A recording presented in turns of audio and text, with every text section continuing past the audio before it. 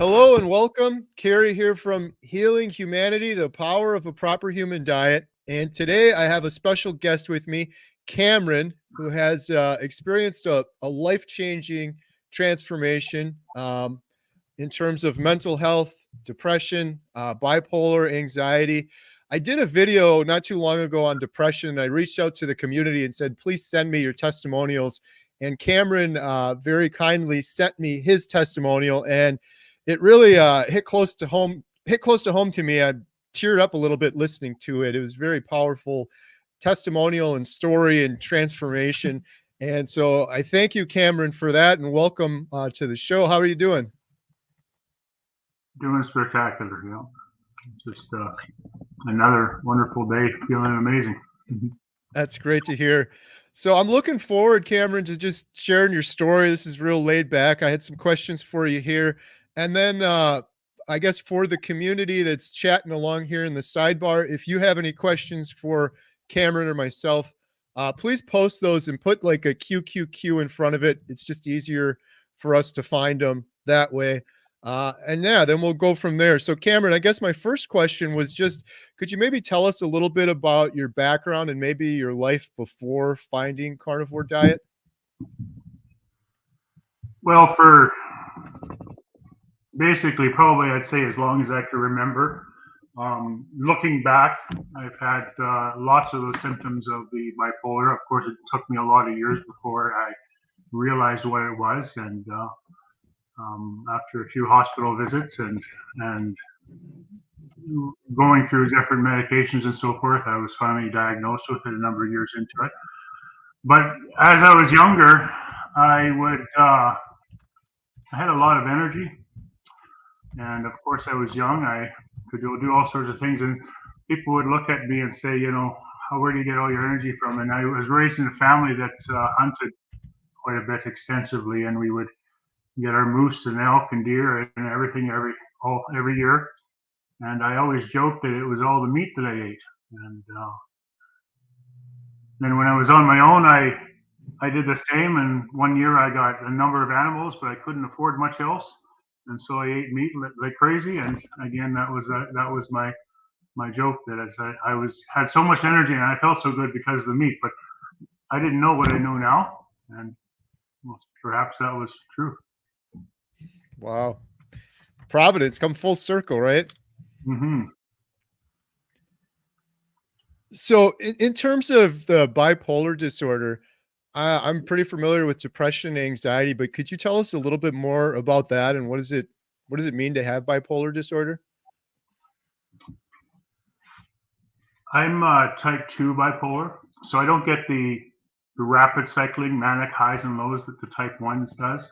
I get more of a hypomanic state in which it's a high. It's not, you don't get as manic as the other, but you'll get a short, in my case, usually 2, maybe 3 day burst of I'll call it a high, and that high, if gotten out of control, you don't sleep, and if you don't catch it and you're not careful, you'll hit you and you'll crash into a low, which in my case would quite often last for 2, 3, 5 months longer. And it was just the deepest, darkest, suicidal feeling that you just didn't want to. You couldn't get out of bed. You had no energy. Your legs are concrete. You pushed your way through it, but and then as well with the anxiety and the fear of people that came with that, and it wasn't very pleasant. And when were you diagnosed with the bipolar? How long did you experience it for? Well, I would say probably, I'm going to say official diagnosis, probably 25 years. But looking back, I see that of symptoms that I obviously had for a good portion of my life that I had before, just hadn't recognized it. But and that was after several extended hospital visits and being locked up in the cuckoo house. So, do you have any other history of that? Like any siblings or anyone else experiencing that sort of thing? Nothing officially diagnosed. My mom always said, I don't know how that you could get it because it's hereditary, but it's interesting because the more I see the research of it and with Dr. Palmer and his book and seeing how it's actually affected more by on a metabolic reason um, basis, it helps me to reaffirm that maybe it wasn't as much hereditary as what the way I was eating. Mm. Yeah, I often wonder about the hereditary argument with things because I one kind of completely off topic thing. My wife and I have triplets plus one, and they're like, "You only get those if they run in the family. We don't have any in our family." So it's like, let's just start somewhere, I guess. I don't know. Well, you know what they say that even diarrhea is hereditary because it runs in the genes, right? Right. So, sorry, bad note. Yeah. um, so in terms of the depression and anxiety and those things, what did anything work for you? Like what did you try different types of medications and things like that? I was on many different medications. I can't even begin to remember over the years. The most, for a long time they treated it as a clinical depression, and the way it was explained to me, and I still don't get my head around it completely, but the way that it was explained to me is that a lot of the traditional medications that you use for classic depression, ones with type 2 bipolar often get misdiagnosed with, and that type of medication will often start to affect you in other ways. And it actually tends to cause things to get worse with type 2 bipolar because it's more of an energy thing. Um, and I actually, at one point, there was a medication that I was on because I was misdiagnosed, that I was also diagnosed with early onset dementia about 10 years ago. And that seemed to be getting worse and worse over the time, which was quite a young age to be diagnosed with that. Mm, But yeah, there's been many medications over the years. I was on lamotrigine for the longest time. I'm, um, there's I can't remember. There's many different tries and on them, and the highs and the lows, and trying to get hoping that there's the next one's going to be better, right. and it just never was. None of them ever really helped. Well, they dumbed it down, so to speak. They made it bearable to an extent, Mhm. but and this last one that I was on, I guess I'm technically still on it. I'm not quite ready in my head to go off of it. Um, Although they're saying that I can, but I'm not there yet because I'm afraid of over the years of many times going off the meds, which is classical bipolar, Mm. and the places that took me, the dark holes that took me. I'm so frightened of that. I'm not quite there yet. Did did any of your doctors ever talk about nutrition or food or what you're eating? No, no, they didn't. And No. so you talked a little bit about when you were younger, you ate meat and you kind of thought back to that was when you were feeling your best.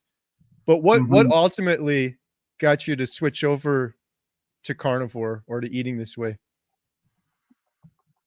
Well, I was about 8, 9 years ago. We left the city. I said to my wife, I said,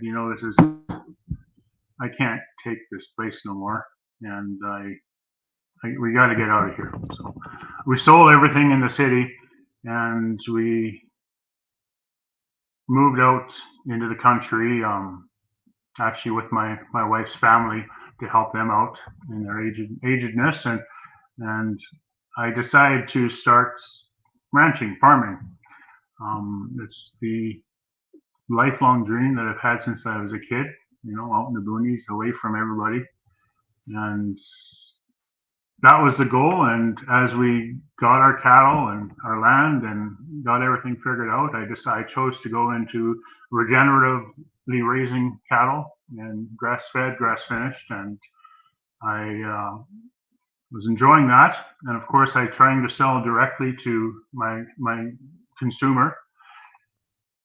And I was talking it up, how beneficial the grass-fed beef is, and how beneficial, how healthy it is for you. And I got to thinking, I'm 6'8". I'm a tall guy, but I was 510 pounds is the heaviest I remember being. And so I realized I was kind of being a hypocrite, because I am selling healthy food, and I'm not the picture of what I was trying to sell. And so I kind of took a bit of a break on that, and I said, you know what? I remember how well I used to feel on meat, and although I wasn't quite following the same structure of carnivore, I thought, you know what? Everything I've ever tried, the portion controls and the vegetables and everything, it was always in my head. It was what I was being told, and what my wife was convincing me, and it always just made me feel worse.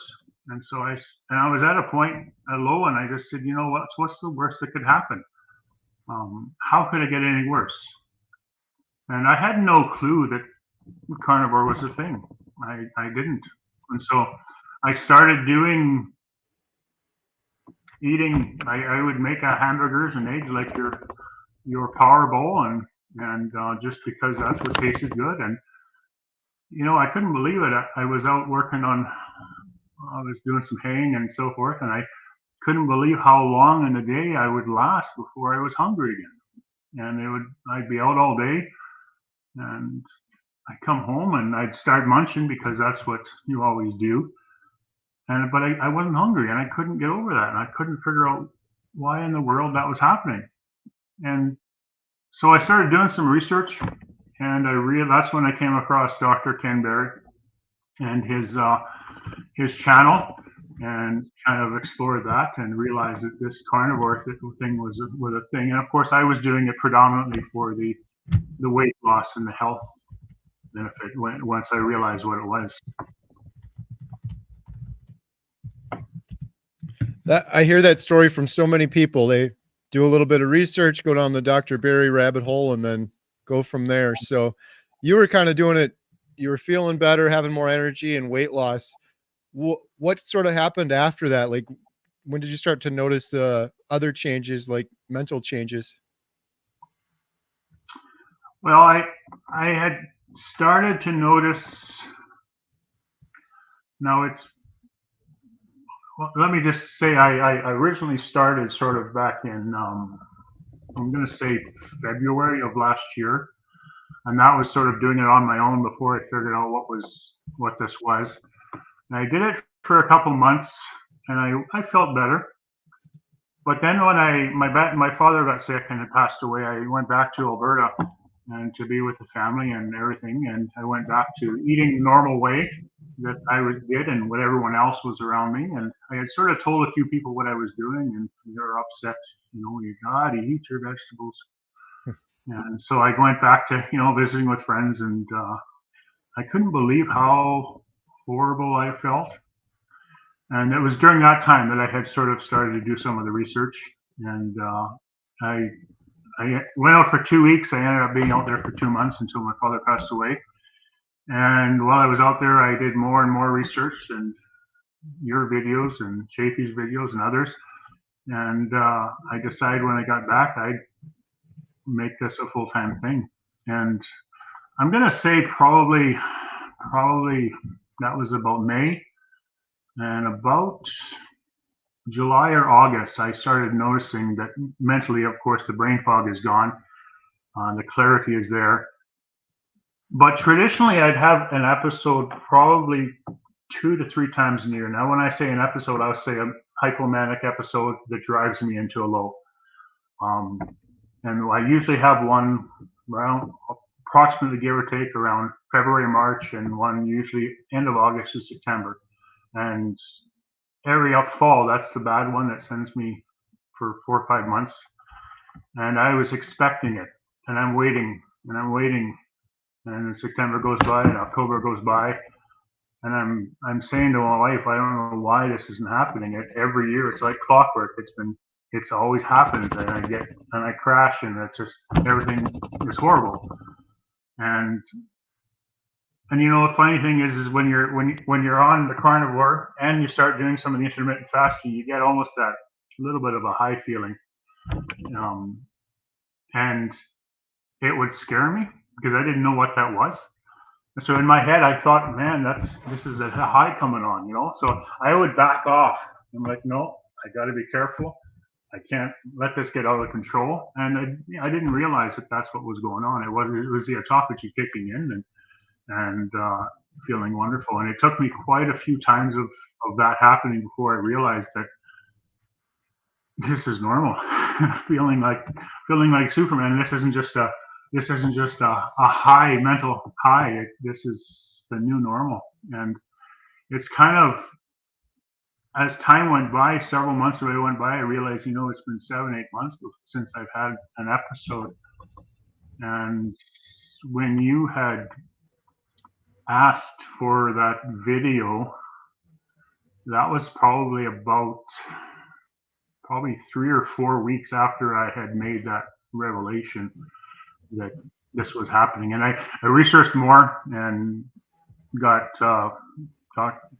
Chris Palmer's book and read that, and read a few other things, and watched every video of Chris Palmer I could on YouTube, which is a whole lot of them. And I made that connection, and probably for a good month, I couldn't.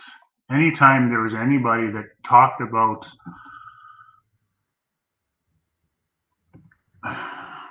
there we go, that talked about depression, anxiety, nerves, schizophrenia, all that other stuff being helped with keto carnivore through the metabolic therapy, I cried.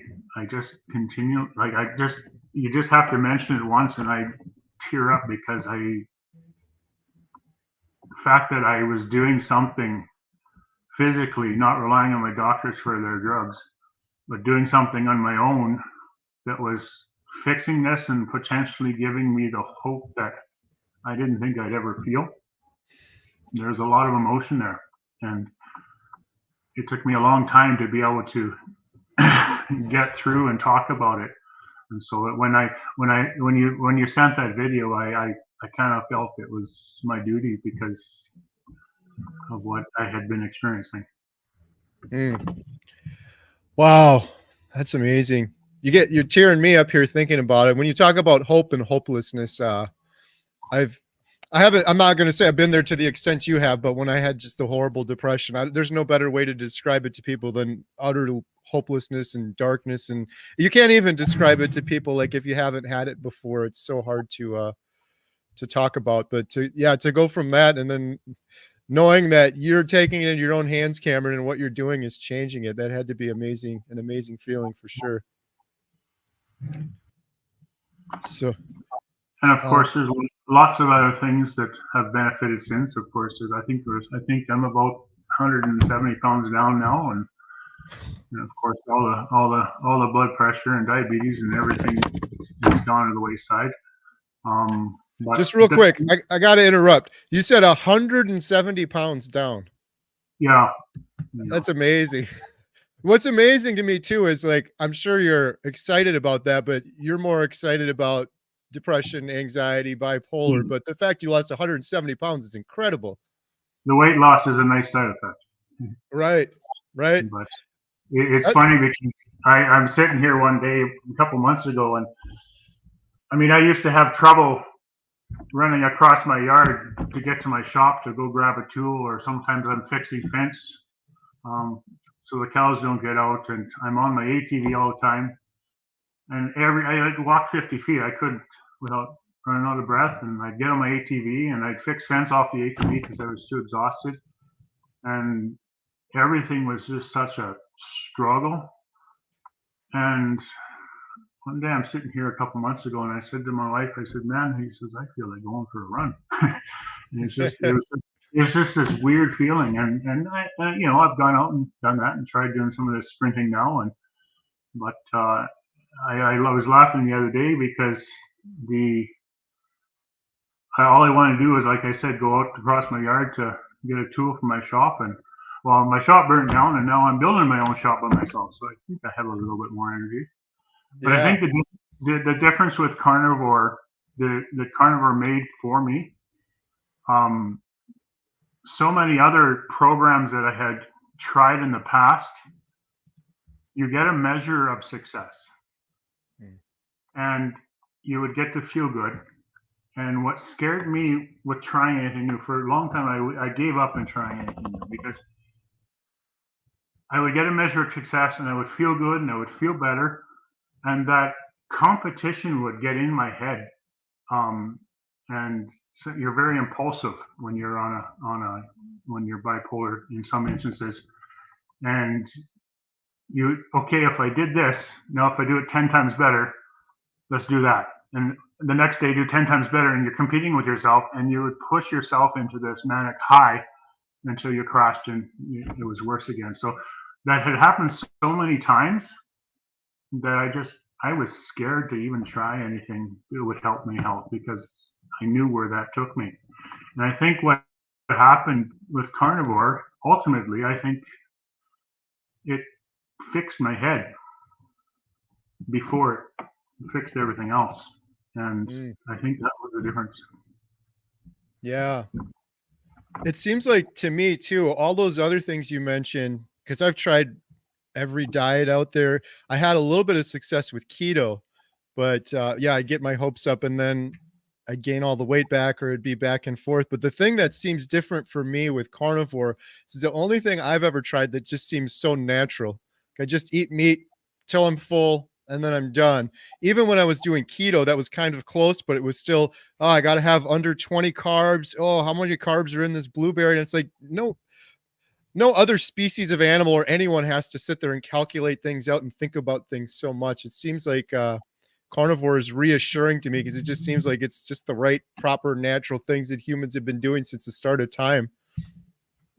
When I first kind of did the research, I was actually looking at the keto, and it was just confusing to me, all the counting and micros and macros, everything, and it kind of overwhelmed me. And I tried it for a little while, but to me, having a little bit of this and a little bit of that was actually more of a detriment to me because it's maybe I do better with restrictive, which in the end it's not.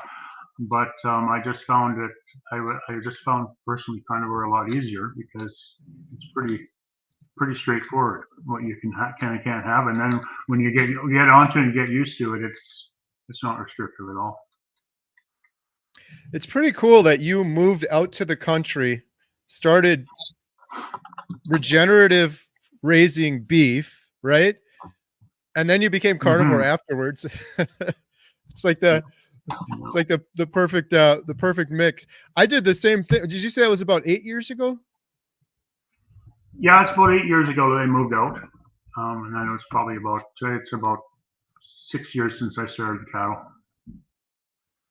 My wife and girls and I moved from the city out to our homestead.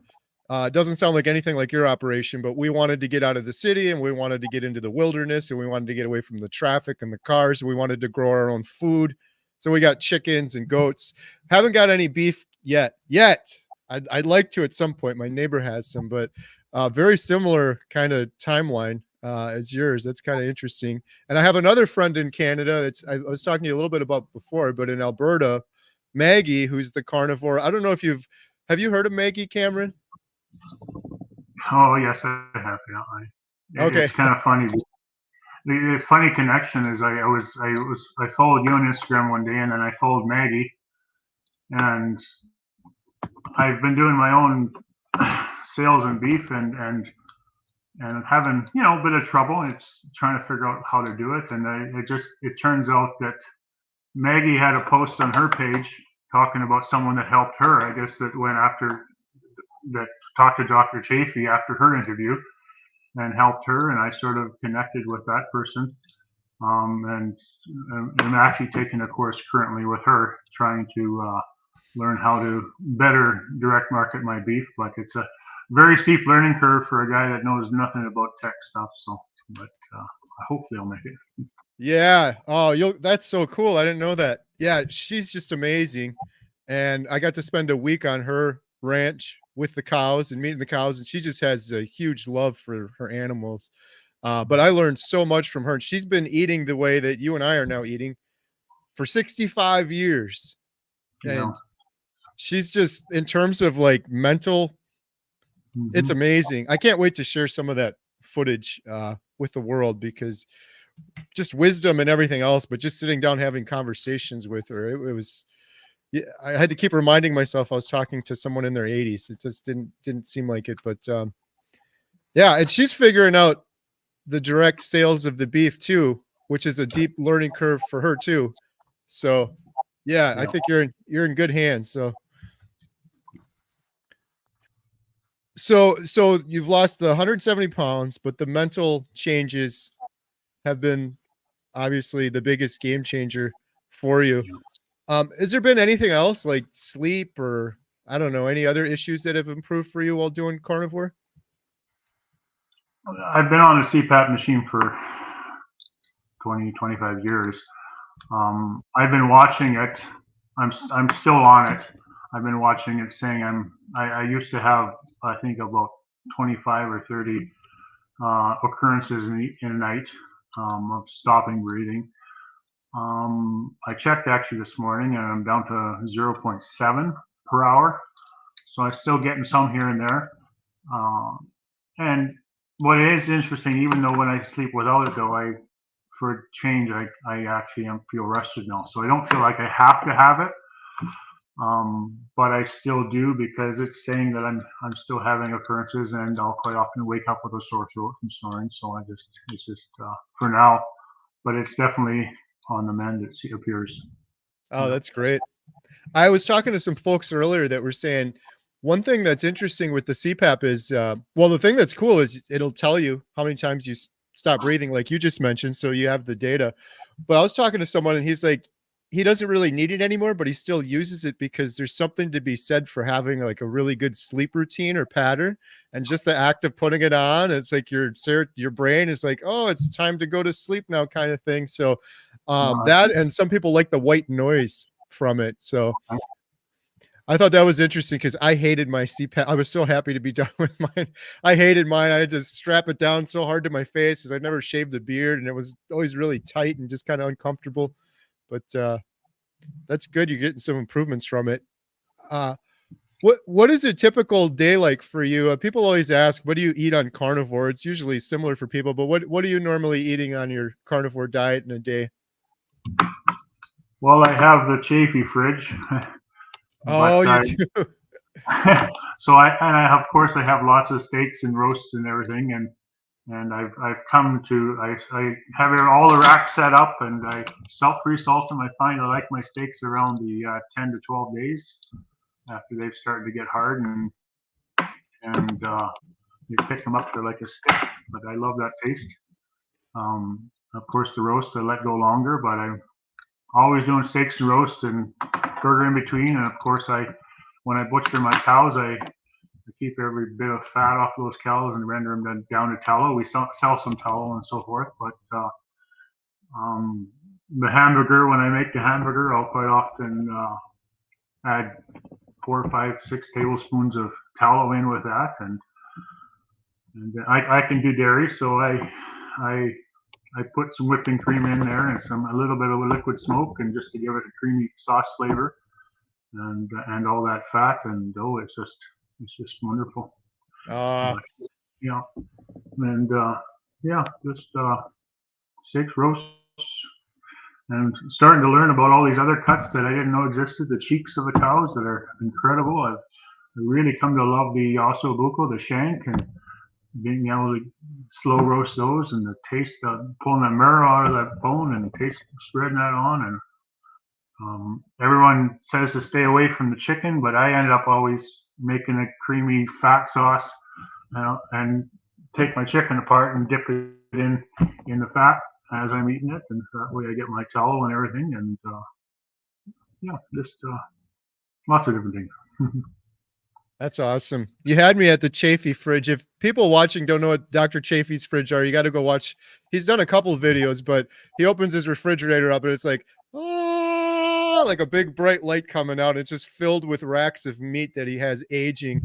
And Cameron, I haven't done it yet, and I want to. I love steak. Like I do the reverse sear, but I haven't aged it yet. And I'm scared to age it because then I'm like, there's no turning back. And I'm going to have to age it and then do this reverse sear. And it's like this huge process every time I want a steak because it tastes so incredible that way. But I gotta get that going. I was thinking of getting like a refrigerator at a rummage sale or something, putting it in the garage so I could have my own spot now for the meat. Because unfortunately, my whole my daughter Emma's carnivore.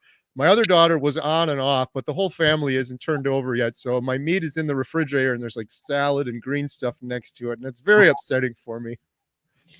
No, my wife eats with her parents live in the same yard as us, and so they eat together. And I kind of, when I started to stop because they have everything under the sun, and at the time it was too much for me, and now I could do it. But so my fridge is my fridge, and it's I've taken pictures of it and sent it to friends, and steaks, roasts, bone broth, everything. It looks like a butcher shop inside my fridge. So Nice.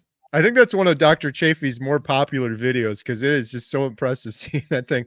It's so nice seeing a refrigerator open too, and there isn't anything else in it like condiments or vegetables, or it's just meat and meat only, just aging.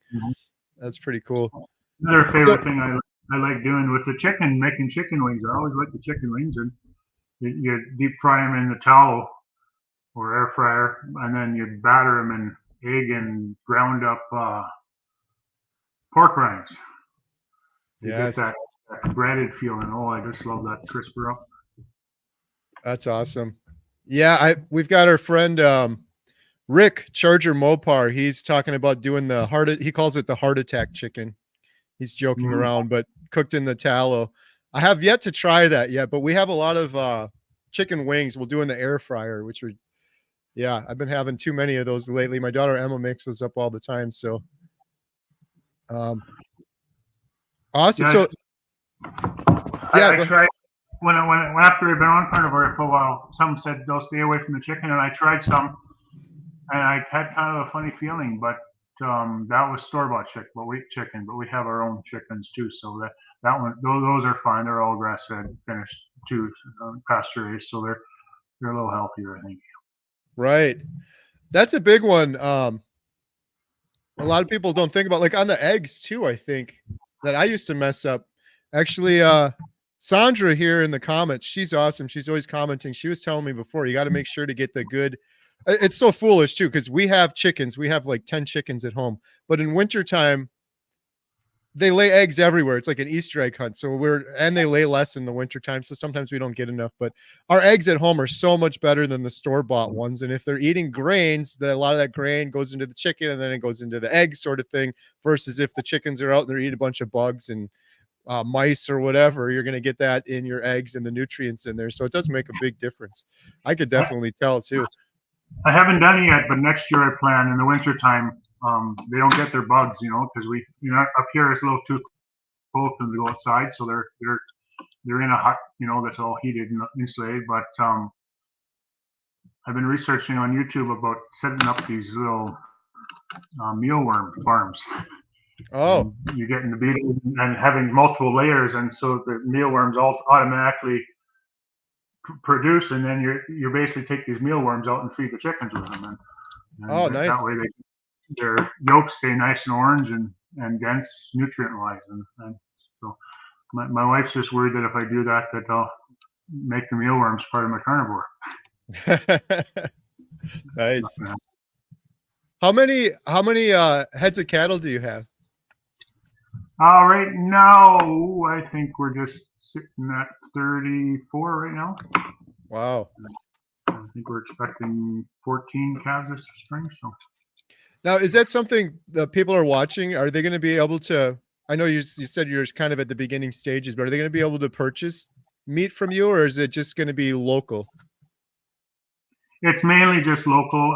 Canada is not quite the same as the States. We have, if we want to sell, for the most part, we have to sell individually in the provinces. That you can't get USDA, for example, to sell US wide. You have to be able to have them butchered within that province, and you can't sell outside of that province. So it's a little bit more restrictive that way. But yeah, that's the goal. For now, I've just been doing word of mouth in the community and bartering for stuff and trading and so forth. But the goal is to get the website and the social media thing going, but I'm not quite there yet. So I've been working all day on that for the last few days, trying to wrap my brain around making a website. So Nice.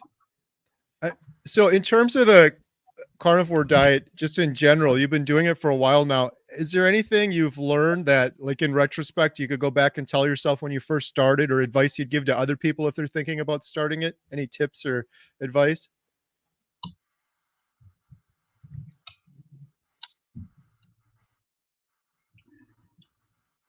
I can't think of anything right now off the top of my head. Sorry. Sure. No problem. I got it. I got one thing I do got to say is I didn't follow it strictly right off the bat. I had that mentality in my head for the first few months. Every 6 weeks I'm going to treat myself, have a treat day, and yes, I did that a few times. I always had my tub of Haagen-Dazs every day beforehand, and my chips and everything.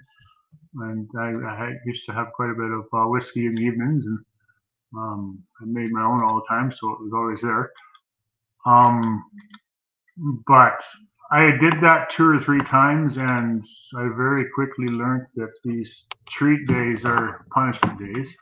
Mm. And it was 2 or 3 times, about 3 times. After the third time was about 5 months ago, 4 or 5 months ago, and I just said no more.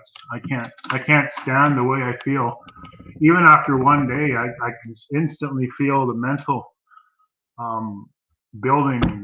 And I woke up in the morning and I said I got a pain in my back and my feet are sore, and in one day. And then it took a good 6, 7 days to start feeling normal, like a Superman again. Isn't it something? It's not worth it. Right. I did keto on and off for years, and for a period of time I was so strict doing keto, under 20 carbs, but I would keep in a cheat day like you just said. And every time, I did it so many times too. Every time it was the same thing you just said, Cameron. I regretted it afterwards, and amazing how fast, like headache, aches and pains and brain fog just comes back so fast. I think a lot of people don't realize it too, because there's so many diets out there, but like Weight Watchers, for example, you're like, oh, I did good all week. Now I could treat myself. But when your body's in ketosis or you're doing carnivore, if you cheat, you knock yourself out, and it could take you a week or a couple days to get back into it. So it's like, it's not really like you're just cheating for a day kind of thing. But yeah, all those cheat days, I always think about that now. If I have ever attempted, it was like not one of those did I ever say afterwards, I'm really glad I cheated. I feel so much better now. I always felt miserable afterwards and regretted it. No, it's a punishment day. Yeah. And I don't like punishment. Right. I have such a kind of addictive personality where it's like now some people are like, yeah, I'll do a cheat day or the holidays or whatever. And I just think if I do that, I could end up back where I was before in that darkness. It's like not even worth messing around at all. I feel so much better doing it this way. So I don't do it. Like the holidays and stuff are pretty easy for me. I just do the opposite. For Christmas this year, my daughter and I did a feast of carnivore foods. So we just went polar opposite. We had chicken, we had turkey, and I did a big prime rib roast on the smoker, and we just went big. So it was an exciting thing. Other people still had their junk food and stuff like that, but we just kind of went crazy in the opposite direction. So yeah, like I said to my wife the other day, I said this is my new medicine. So I was always very strict with taking my medicine and sticking with my medicine, not going off my meds. Well, this is my new medicine, so I can't go yes. off of it. It's what works for me, and what going off of it's just like I was scared to go off of my meds before. Experiencing it now, I know if I go off of it, I'll probably head down that same dark hole, and I don't want that. Right. Well, The thing that's so hopeful too that I'm learning, and I'm by no means an expert on any of this. I'm just learning. You probably know more than I do on a lot, but I'm really fortunate. I was telling Cameron earlier. Tomorrow, I'm interviewing Dr. Georgia Eid. She's a Harvard-trained psychiatrist, and she's written a book called "Change Your Diet, Change Your Mind." I hope I'm getting that right. I should look that up real quick. I might be getting that wrong, but she's incredible, and I've read almost half her book now. But from what I've learned from her, and Dr. Chafee told me this too. He's like, Carrie, it just gets better and better when you're eating this way. The longer you do it, and I don't understand all of the mechanisms behind it, like Dr. Chafee explains, but your mitochondria repair and regenerate, and the longer you're doing it, it just seems to get better and better. Dr. Chafee told me that over 100 days ago, and I was like, I think he's just making that up. I'm like, I don't know how I feel so good. Like, I don't know how I could feel any better. And I do Yeah. feel better now. I really do. I feel more energy. The mood's even more improved. I have some down times or little highs and lows, and it seems to be getting better and better, just like he said. So, Yeah, it's hard to imagine how you could get better, but right.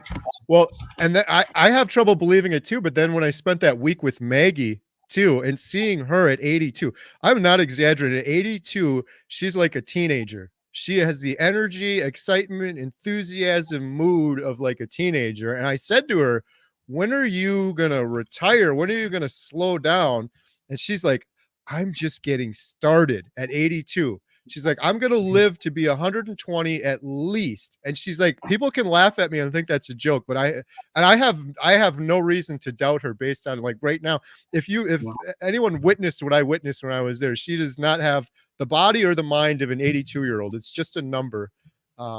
It was crazy. So we'll see. It's been doing nothing but getting better for me. So, Another thing I got thinking of, it's a little bit going back. It kind of got me questioning the whole path of healthy food life that I was on. I remember looking back at my great grandparents.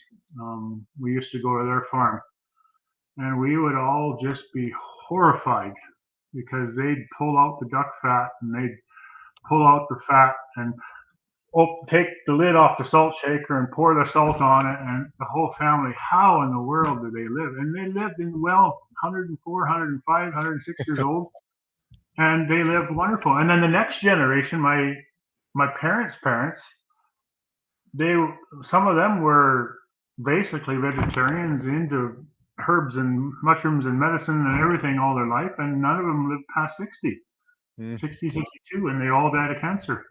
yeah. Um, so I got that head questioning, why is that, and that's just sort of another thing that sort of bumped me over the edge of working towards the carnivore thing. Right.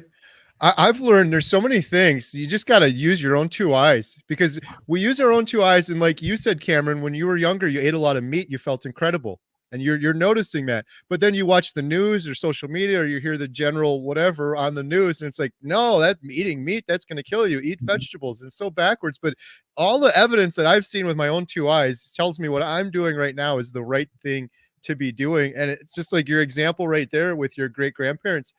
When we went to visit Maggie, that was the first thing on the first day we were there. She pulls this huge thing of fat out of the freezer. It was like this big. And she has a hatchet, and she has a piece of wood next to the wood stove, and she starts hitting it with the hatchet. And I'm like, I'm carnivore. I'm like all for this, but I'm like, how much of this fat am I going to eat? Like I eat the fat on the rib. I eat way more fat now, and I know it's so good for me, but this like seems like a lot. And that's what she does every morning. And we did that every single morning. I felt by the end of that week, I felt incredible. I felt better than I did before, and I already felt great going into it. I've adopted that since going back, like just straight up every morning we have eggs, sometimes bacon, but usually ground beef and eggs, and then a bunch of fat. And she would cut it up and put it in a cast iron skillet. And I'll tell you what, I never felt better. It sounds kind of like what you were describing with your great grandparents. They're eating the duck fat. I'm still not able to get past the texture of the fat in some of the steaks. I can't get past that, but I'm fine with melting it down and rendering it down and making a little sauce out of it, with some flavoring. The only thing non-carnivore that I have is that Frank's hot sauce. A little bit here and there. It's fermented, so but Right. I love my chicken wings, so I sometimes make with some cream and fat and everything, make a sauce to go on my meat that I dip stuff in. I can Yep. have 3/4 fat on that, and I can eat it by the spoonful. And I'm fine with the fat that way. But when it's in the jelly form, I still have trouble eating that. Yep. So. I think that's a holdup for a lot of people. I have trouble with it every now and then too. A lot of times, if I get a ribeye and it's got way too much fat on it, I'll cut it up and I'll put it in the air fryer, change the texture to get a little more crispier. I seem to tolerate that a little bit better, and then I'll have a bite of ribeye with a little bit of the crispy fat. Seems to help, but yeah, I think that texture is what gets a lot of people. All right, let's see. We got some questions. If you don't mind, Karen, I got some questions here from the audience. We can try to maybe take some of these. Here's one. I guess this one's for me. I keep seeing your Costco videos, Carrie, where you buy bacon. Are you finding a brand without sugar? That's a tricky question. I get the bacon from Costco, and if you look at it, it's got 0 carbs, but there's still a little tiny bit of sugar. Like, however they do the nutrition guidelines, they're allowed to say 0 if there's just like a little bit of it. A lot of people, like I've heard Dr. Barry and some others say, most of that's just for like curing it, and by the time you cook it, it's inconsequential. I don't know. I'm trying to be careful because I think you get a little bit of sugar and carbs from bacon, so I'm trying to limit it and not eat too much. That's been my biggest vice on carnivore, and I blame it all on my daughter Emma because she's always cooking up bacon. It's impossible to not walk in a kitchen when there's cooked bacon and not eat any of it. So I think there's probably a little bit of sugar in it. One thing I can say to help you possibly, TD, is and my buddy Bill, who is in the comments here, kept reminding me, and I got to do this again. Emma and I, at one time, we got the pork belly from Costco, and we cut it up and we made our own, and there's no sugar. There was nothing in that. I smoked that on my smoker, and then we crisped it up in the air fryer. It was fantastic. So I'm hoping to do more of that, but honestly, I've been lazy and just getting whatever bacon I can find that's got the lowest carb count, lowest sugar in it. I was getting some slabs of bacon from someone here local that was selling it by made up, but it had sugar in it. And after a while, I actually could notice it made a difference for me, so I stopped having it. Even the fat left over, of course, to keep the fat from it, and I found I couldn't have that. It just I would start to feel different on it, and so yeah, I'm able to find sugar-free stuff here and there, but when I do, I bulk up on it. Yep. Speaking of bacon, here's a question. Maybe this one's for you, Cameron. I just learned about this. I wonder if I could just cut beef bacon on a meat slicer with a particular cut of beef.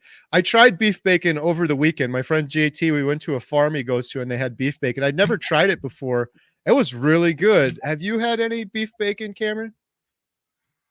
Not myself. I've heard of some people taking the brisket and slicing that up and so and or the stuff on the sides of the ribs, with all the fat in it. I haven't done that, no, but I've thought about it. I've never done it though.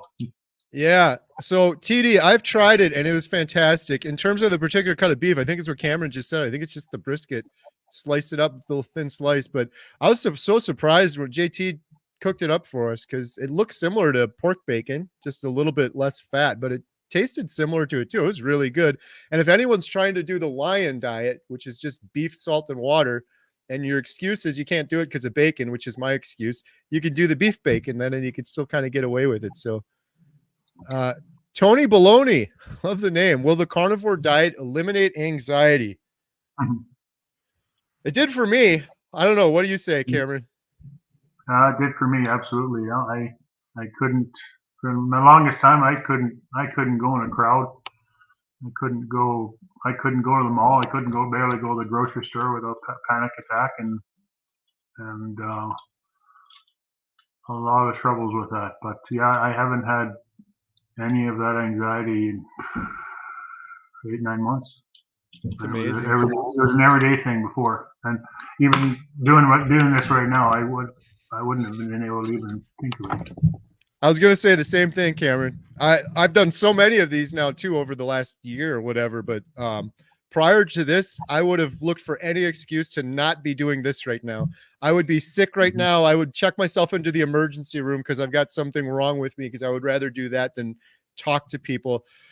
And man, that anxiety is, I've said it before, but humans should be anxious if we're being chased by a wild animal in the woods. There's like a purpose for it, but to be anxious every single hour of every single day, that was me for a very long time, and that's so many people I talk to. It's so sad, and the toll that that has to put on your body, your heart, everything. Just having that constant uh, adrenaline going and anxiety going. So yeah, Tony, for me, for Cameron, and I would say just doing this YouTube videos and getting thousands and thousands of comments from people.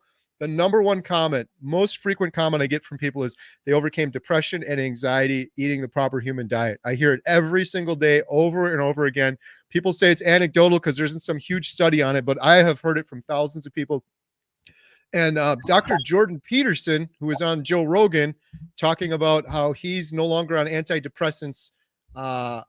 He said, I saw him in an interview. He said tens of thousands of people are messaging him, telling him how they're over depression, anxiety, and getting off of their antidepressants. He said something to the effect of, when can you stop calling it anecdotal when you have tens of thousands of people reporting the same thing over and over again? It's more of a hypothesis at that point. Laura Blue Sky had a question for Cameron. Do you have support from family? Oh, absolutely. My wife, without my wife, I wouldn't, I probably wouldn't be here today.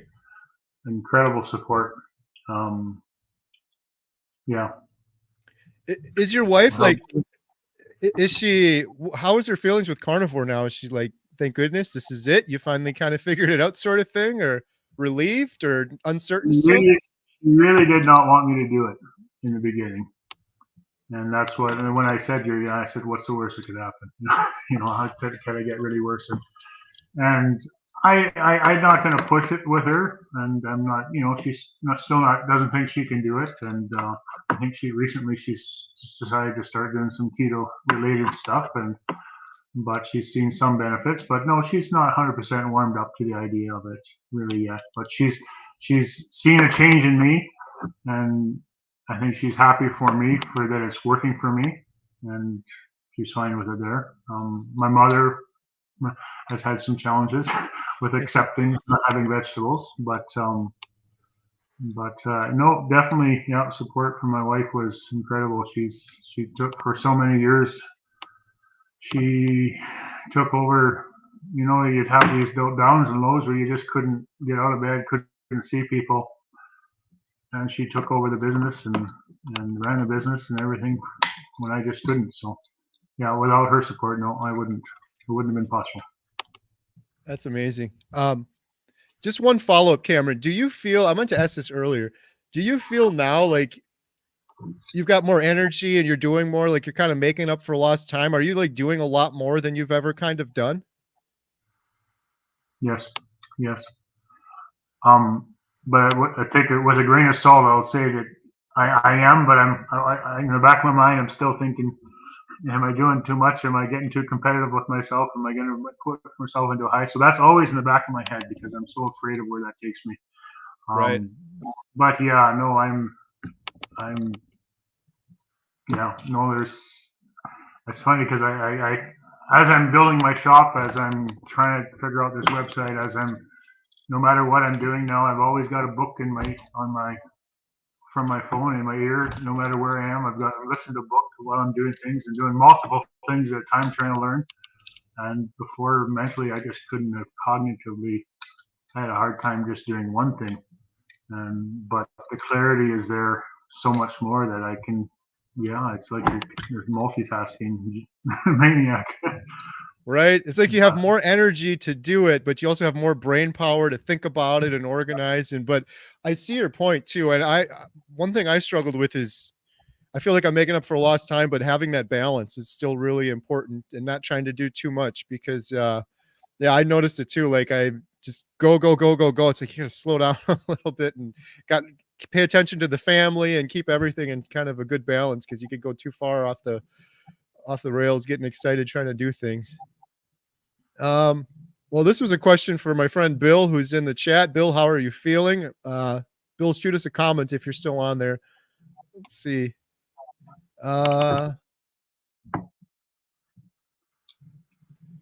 Don asked, does Cameron understand why he expected an episode at a certain time of the year? Well, one of them, there was a, I don't 100% know all the time, but the fall one, there was a thing that triggered me one time that sort of affected me the rest of my life. I'm not going to get into that, but yeah, there was kind of a trigger that happened that it seemed like clockwork that time. Whether that was part of that or not, I don't know, but it was something I had just come to expect. So I think that was part of that. The therapist that I dealt with one time had said that may have had something to do with it, but as far as the other ones, it just seemed to be a bit of a cycle.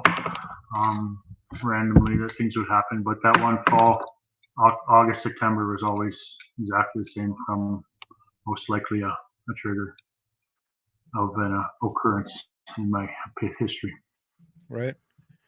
Another question. Do you eat high quality meat for carnivore? It gets too expensive for me, so I buy my meat from Walmart. I guess just real quick for me, a little bit of both. I try to get most of my meat grass fed from my neighbor, but I haven't been there in a while. They were out of stuff last time I was there. So one thing I will say, Dr. Barry did a great video on this, and basically his argument, which I loved, was even if you're getting the cheapest meat you can, it's probably 100 times better than, I know for me, whatever I was eating before carnivore on the standard American diet, processed seed oils, sugars, garbage food. So for me, in my head, if I could only afford processed meat and bologna and the cheapest stuff out there, it would still be better than what I was doing before that. What about you, Cameron? Sounds like you got some pretty good stuff because you're growing your own meat and got your fridge. We grow my own, so I have everything I want, and I do a lot of fishing in the summertime, so I get lots of fish. But yeah, no, I remember that episode, and I remember him even saying, even if all you got was wieners from the store, that's better than not doing it. So yep. But just no craft dinner with it. For sure. Donna, we're getting Bill's in the chat, so we're getting some Bill chats, which is awesome. Bill, I fell head over heels for you after watching you play guitar. If you guys missed that video, go check out Bill's previous video. He played the guitar. It was pretty awesome. Bill is a talented guy for sure. Question for Cameron: do you experience increased energy and productiveness as well as healthy mental health? Yeah. Yeah. I'm sorry. I just, all I can do is smile, because it's just the energy. The energy is just, like I said, I could barely get out of bed before. Legs are concrete. I worked part time when I was, for a few years ago, part time for someone just on the side, and I couldn't get in more than 4 or 5 hours a day without just being absolutely exhausted. And I felt bad for them because I couldn't put in a great day of work, and now I'm going for 12, 14, 15 hours in a day, and I feel like I could still go, but then again, I come back and I sleep amazingly too. So no, the energy, I can't even compare the energy that I have now versus then. It's just, again, Superman. Love it. Shaka Khan said, I'm on day 6 of carnivore diet. I feel better than I have in years. I'm 53 and was vegetarian for 10 years. I had so many issues, which many have immediately disappeared. Back pain is gone. That wasn't really a question, but that's awesome. Good job. 10 years. Wow. My daughter Emma was 5 years and has a similar story. Can we use sauces on carnivore or salt and pepper? Yeah, I don't know. It's so funny. People always say, can you do this? Can you do this? I'm like, you can do anything you want, I guess. But technically carnivore, you don't really have sauces. Maybe if it's like some sort of frothy, fatty sauce or something. I just have the one Frank's, but that's it, because I figure it's fermented and there's nothing else. It's just vinegar. And yep. So yeah, I know a lot of carnivores that do that too, that have the Frank's hot sauce. There's like no carbs in it. A lot of people don't do pepper either. It really depends, Tony, on what you're doing carnivore for and what what your goals are. Like Michaela Peterson's a popular carnivore, and she had all sorts of autoimmune disorders, and she had to eliminate everything. So she wouldn't do pepper because that could give her some issues that she didn't want to have. So um, for me, myself, I don't do any sauces, and I only do salt. I don't do pepper. But some people are just fine. Everyone's a little bit different. Some do coffee, some don't. Yeah. Here's a question from Martin. Have you stopped prescription meds? If so, how hard was it coming off the depression, anxiety meds with carnivore? I had a harder time coming off those prescription meds than quitting cigarettes and booze. All my prescription meds, as I mentioned before, are off except for I'm still on lamotrigine for the type 2 bipolar. And that's, my doctor's willing to start weaning me off of it. But because of the history of going off my meds before and where it took me, I'm not, haven't accepted that yet, even though I know I can. And so I'm on it still from my point of view, but my doctor's willing to help me go off of them whenever I'm ready. So. Yep. I always tell people, honestly don't think I need them, but it's just that my head's not ready for it yet. So. Yep. I always just tell people, make sure you talk to your doctor and you do that right. Some people just like, oh, I'm just going to stop, and you can have really bad consequences just stopping. So, Forks, WA Carnivore. Carrie, I came off of Seroquel and Abilify for my bipolar 1 and mixed, plus off of clonazepam that I took for anxiety. Also reversed chronic kidney disease, stage 4, type 2 diabetes, hypothyroidism, IBS, and GERD gone too. Amazing. Wow. All sorts of things reversed. That's crazy. With the diabetes and the GERD, and I also had a condition called, what was it? Hypohidrosis. Of course, you're fat and you're heavy and you sweat loss, but apparently this was a condition that just causes you to sweat beyond sweating, just buckets and buckets and buckets all the time, and that's it's gone. It was always uncomfortable because you'd wear a jacket even to the grocery store, and you'd see people could see the sweat through it, and you stink. But it's gone. Yeah. Another question from Moni Chippewa. Sorry, I missed the beginning. What would you say to someone with bipolar, anxiety, etc., that's on the fence about carnivore? Cameron, what do you think on that one? It's funny because when I made this realization and how it was affecting me positively, I reached out to every single person in my life that I knew that was bipolar, with the exception of one who's a vegetarian because of she has to. She's not able to digest meat. But for the most part, everyone was like, okay, well, good for you. I'm glad you found something happy. I got one person to come back, said that they're going on the keto thing now to try it. But I say what I said is, what's the worst that could happen? Give it a try. If not for the bipolar, for any other conditions you may have. But I was in a place where nothing could have gotten worse, and I'm sure happy I chose to bite into it and feel the results. Yeah. I would say the same thing. I was never diagnosed with bipolar, but I had anxiety and depression, and carnivores changed my life forever when nothing else did. And I know I always show these, but most of these were antidepressants and anti-anxiety medicines that, like Cameron said earlier, some of them made me feel like a zombie, or I could notice them, but none of them helped. None of them fixed the problem. Carnivore is the only thing that fixed the problem. And for me, I was just what was my why? Like, what if I don't do this? Like, what could possibly be worse than utter hopelessness? Like, it's just, I would try anything at that point. So, and the other thing I would say is do your research. If you're nervous or not sure about it, there's Dr. Chris Palmer's book that Cameron mentioned, and now Dr. Georgia Eid has her new book coming out. There's lots of other books and studies and people that have done videos and testimonies about this, including, like I said earlier, Dr. Jordan Peterson. pretty famous guy, and coming from him with his background and his career, saying that he's no longer on antidepressant medicines for a year now. That's got to hold some weight for some people. But I literally, like I said earlier, I get thousands of comments on these carnivore videos I've been doing. And that's the number one thing I hear is I overcame anxiety and depression, and my mood is so much better on carnivore.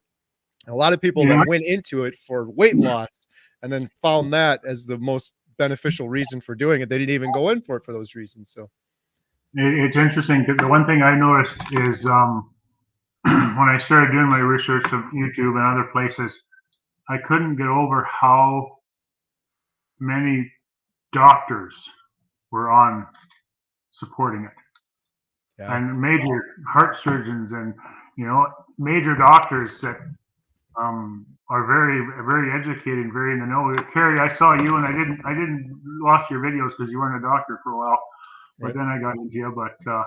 But how many? And that's what even my wife mentioned. She said, I can't believe how many doctors are supporting this, and why is that? And so when you start doing your research and realizing that there's so much validity to this, they must know something. Yeah. That's so true. I've been fortunate to talk to a lot of those doctors. We recently interviewed Dr. Hampton in Chicago too. And that was a question I asked him. I'm like, so you're doing this carnivore, Dr. Hampton.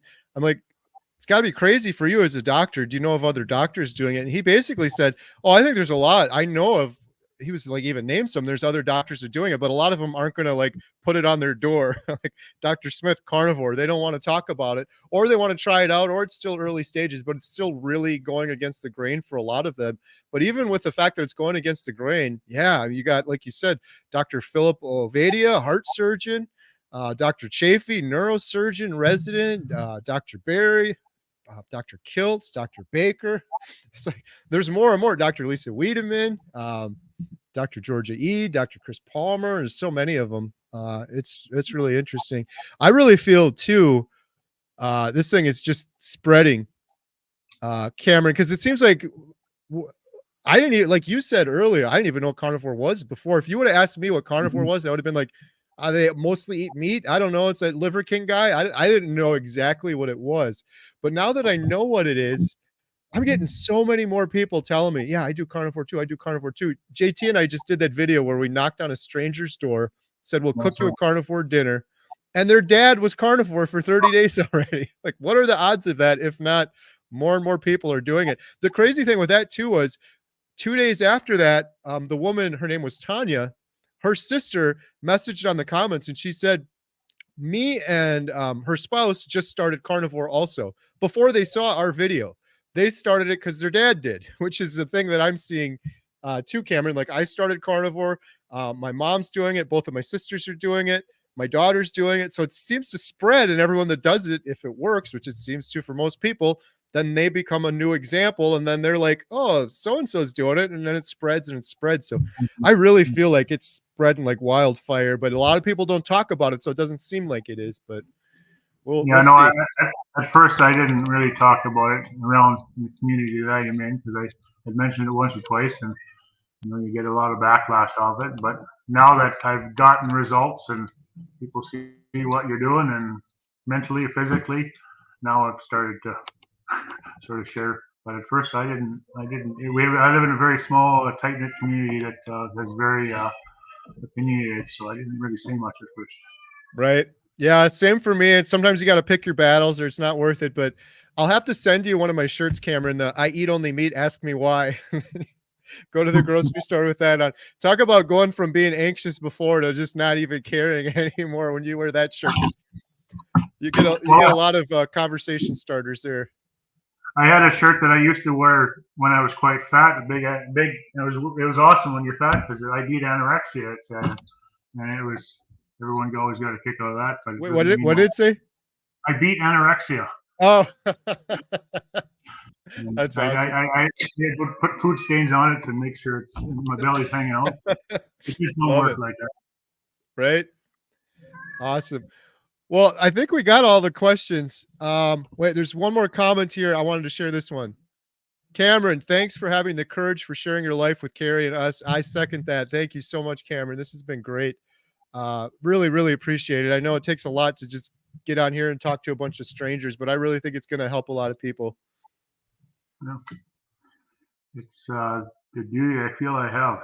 It's you come across something that works, and you get a lot of feels for it, and you you want to share, and it's a good platform to be able to share that. Yeah, for sure.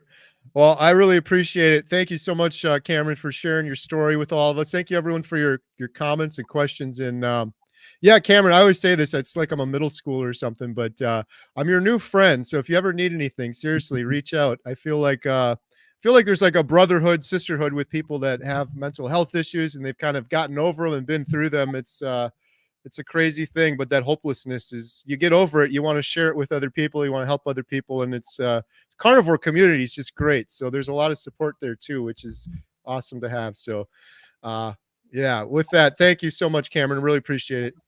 Thank you. All right. Bye, everyone.